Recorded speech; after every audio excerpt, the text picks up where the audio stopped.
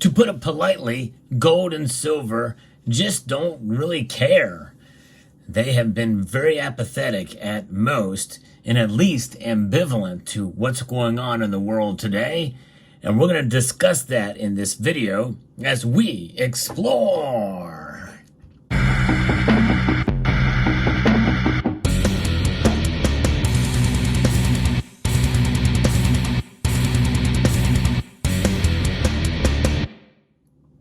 I was challenged recently in the comments section of one of my videos about what the prospects for gold and silver could be with all the events that have been going on.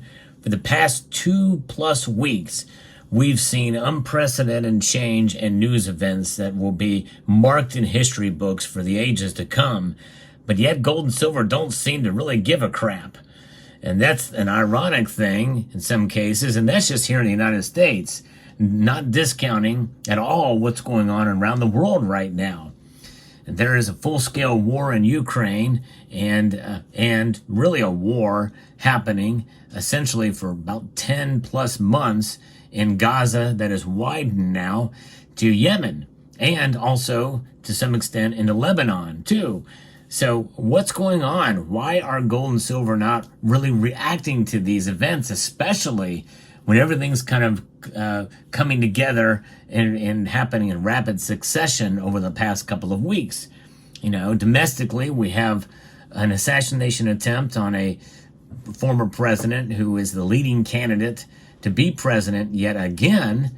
That alone is historic. The fact that we've not seen a former president run for election again and give 3 nomination acceptance speeches at a convention.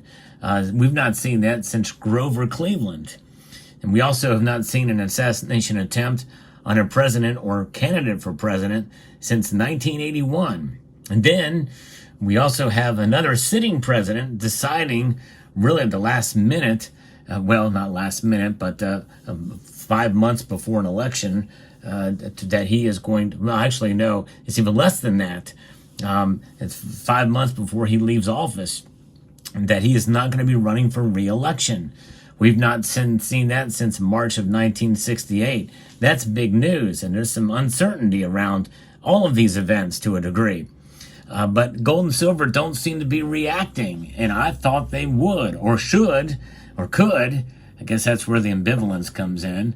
But you know, that's just it. We really don't know how the market is going to react. Why is this, folks? It's so frustrating, right? Well, I think we've got a couple of things at play here. Gold is in a unique place in that with the situation we find ourselves in with inflation is something that is causing the price of gold and silver to climb steadily. But gold has been trading at near all-time highs for quite a while now. And it's because of the dollar in part. The value of the dollar is a losing proposition. We've seen that with inflation being pretty persistent. I think that's in part as to why it's climbing. But also central banks around the world have been accumulating gold. And so many people feel it really doesn't have a whole lot more room to move up, save for some crazy another event or a series of events that could have a spike up dramatically for a period of time, only to come back down again. Remember, gold has about $1,000 to move before it reaches an all-time high when adjusted for inflation. Silver is still way behind in that area. And silver trades for a number of different reasons because it is a metal that has a dual role. It has a role as an industrial metal, and it has a role as a monetary metal or as a precious metal. Stable store of wealth, both are, but in different ways, which is why the gold to silver ratio is high. And never underestimate the psychology of the markets and the psychology of the news cycle. It's a very different news cycle than it was even in 2011, much opposed to 1980, when both gold and silver had risen in price to record highs. And so that's just it. Now we find ourselves in a situation where maybe in 2011 you would have 15 minutes of fame, which is a hyperbolic statement derived of, how long things would stay in the news cycle. and that terminology has been around for a long time. Whereas now, you could probably safely say that you can have your 15 seconds of fame. There is so much information that it is coming through to now we're at a point now where the major source of news is a social media platform called X. That's where news seems to break the most. In fact, that's where the news broke on the announcement that the sitting president of the United States is not going to run for re-election. And the markets really just did not seem to care a whole lot about it. If they reacted, it was only for a short time during the night when the Asian markets opened up. I think basically once everything got going, the next trading day, the metals went down. As I record this video, precious metals are down across the board, even with the crazy, chaotic stuff that's going on these days. But the stock market is trading at an all-time high. The dollar is strong in comparison to other currencies out there. So I guess the markets just feel that, hey, compared to everybody else, we're doing okay here. And so I guess they are kind of baking in this stuff and realizing, you know what, there's no real rioting going on in the streets here domestically.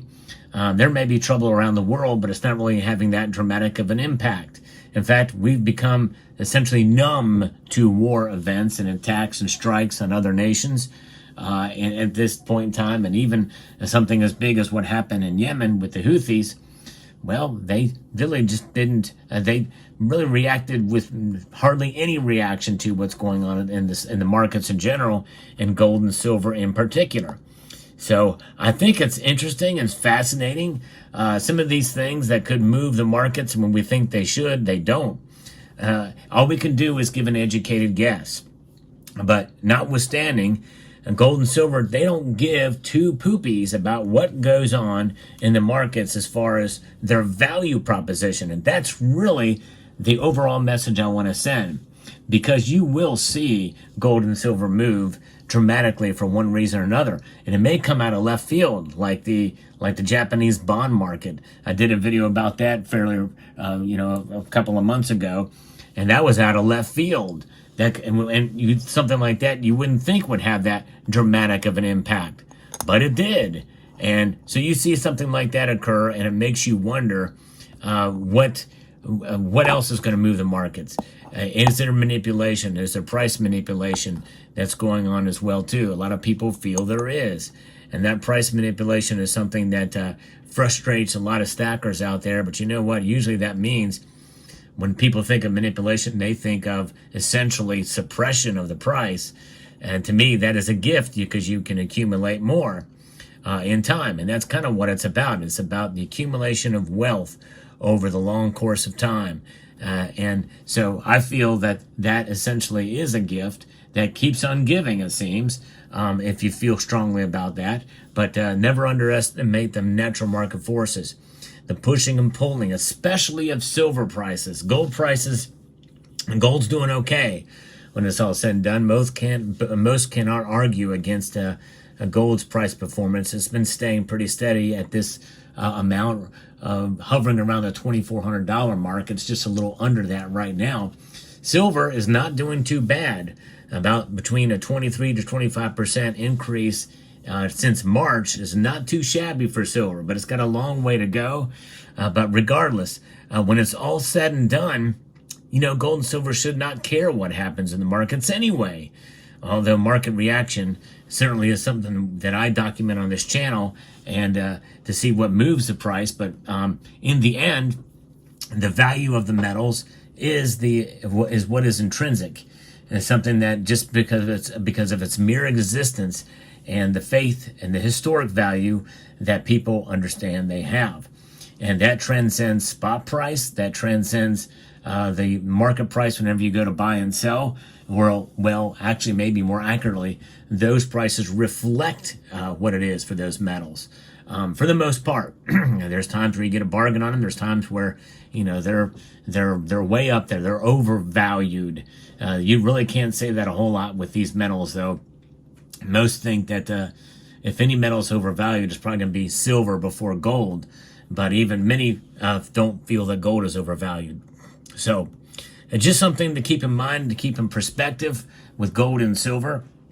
And we'll continue to press on. And this channel is about giving you the latest news and analysis. And I will speculate from time to time. I'm not afraid to do so. I'm about as right and about as wrong as anybody else who's making educated guesses based off the market. Because of the psychology, it's hard to predict moods. There's no mood ring for the markets. There's nothing that's going to tell anybody exactly what's going on because of the different shifts, which is why you must make your own decisions and do your own research before you buy or sell your metals. But the one thing I do encourage you all to do is to hold on to at least a good portion of your stack. So let me know what your thoughts are in the comments section below. I'd like to extend a multitude of gratitude to you all for watching and encourage you to please rate, share, comment, and subscribe.